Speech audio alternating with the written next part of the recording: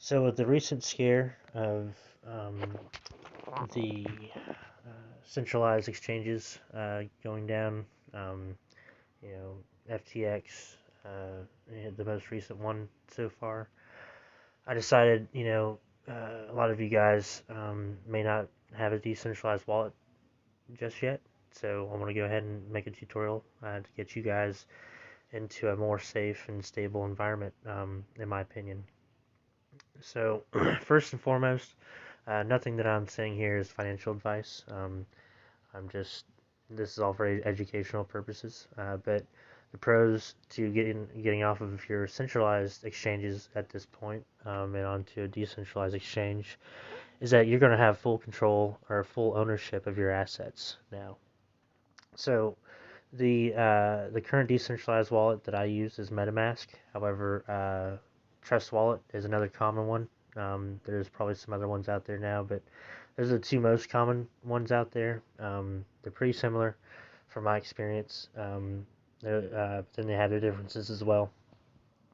So, just choose one and go ahead and get started.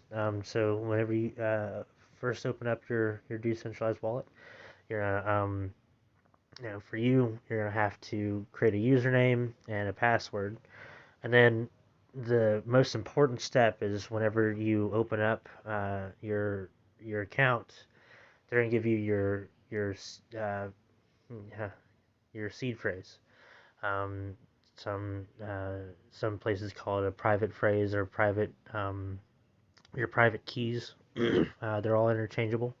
So anyway, once you get that, it's going to be a 12-word randomized phrase. Just write those words down on a piece of paper, or rather, multiple pieces of paper, and put them in different locations.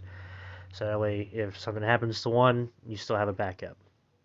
If you lose those, and you open up your wallet onto your laptop or another device, then and you don't have that, you won't be able to access your decentralized wallet anymore. So if you lose your phone and you haven't backed it up on a physical piece of paper, or some places actually sell steel plates, you can chisel your phrase into it that way. And it's fireproof, waterproof, all that fun stuff. And yeah, you can go about it that way.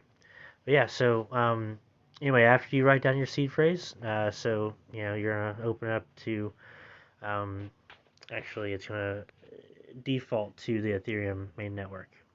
So it's gonna open up to your Ethereum mainnet, and it's gonna say account one. When it switches to account three, just for a new wallet for you. But over here to the left, you have your menu. You can switch your accounts.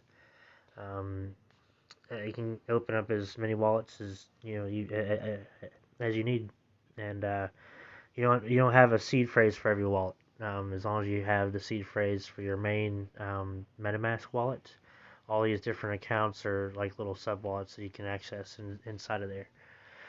All right, so what you're gonna do now is now my recommendation here, or at least what I did, and because Ethereum has pretty high gas fees, high transaction fees.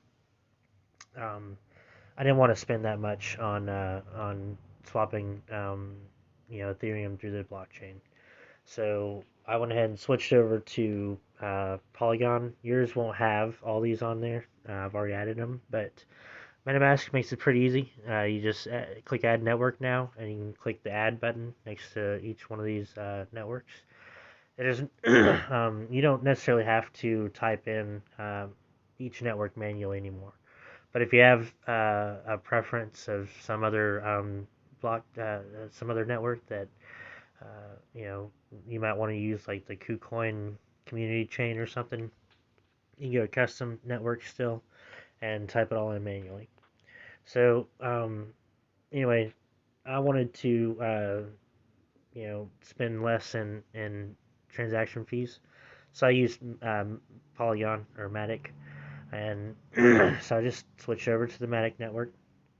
You can click, click the wallet address underneath that because it's the same for uh, all of your tokens underneath this account.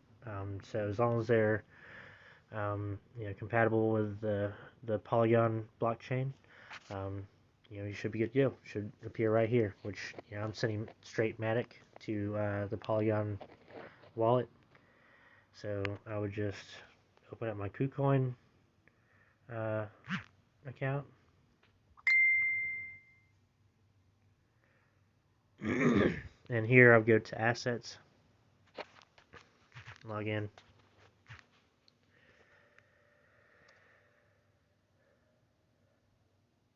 and transfer from your main account to your trading account, or vice versa, or whatever. But um, if you have assets that you need to trade into a stable coin first, and then to Ethereum or Polygon or whatever it is that you're going to be needing to do, go ahead and do that. Make sure it's all in one crypto. For mine, it's Matic, like I said. So I would just come here if I had $100 in USDT or whatever. Um, Here lately, the market's been fluctuating pretty quick. So instead of doing limit orders, I switch over to market. So and some of you may prefer that anyway, because it's an immediate buy or sell. So you don't have to wait for the price to reach that amount. It just immediately gives you the best market price for that crypto. And I'd come over here and hit the 100% mark, hit buy to buy Matic, and so I would now have the Matic in hand. Now you go back to assets, and you're gonna want to withdraw off of the platform. So I withdrew off of KuCoin. So I went ahead and I clicked the Matic button here, and then you're gonna paste that wallet address that you copied earlier from MetaMask. Just click the paste button, and it'll appear right there. I don't care if you're seeing that. That's a public address. So if you want to send me cryptocurrency, go for it.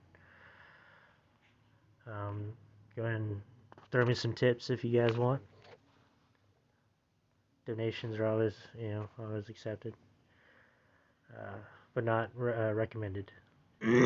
So anyway, click the Matic network. I don't know if you saw that or not. There is a Matic token on the Ethereum network still. It's the RC20, but yeah, it's not used on that chain anymore. So you still have to bridge it over. Might as well just click the Matic network, or if you want to do the KCC, that's cool. Whatever. Click your network. Click max to give you the amount, and you just hit withdraw. We always recommend that you send just a small amount first, or double check this wallet address up here. Make sure that those last 3 or 4 characters are the same. AED2. That's gonna take a while to load, but anyway, that's AED2 as well. So you just click withdraw. Fee is 1 Matic. It'll automatically take that. So if you click it, and it says right here, right, I guess highlight it. It says right down here underneath notes, we will process your withdrawal within 30 minutes. Time it takes for the assets to transfer to your wallet depends on the selected network. Matic's pretty quick if you don't know. So within about 5 to 10 minutes, it should appear into your account here in MetaMask under the Matic. Now, if after like 5 or 10 minutes nothing's come through, you don't get a notification from KuCoin, or rather 30 minutes is what they're saying on there right now. Uh, you can come back here and this is really cool. The blockchain has everything that you need, so you can just go home.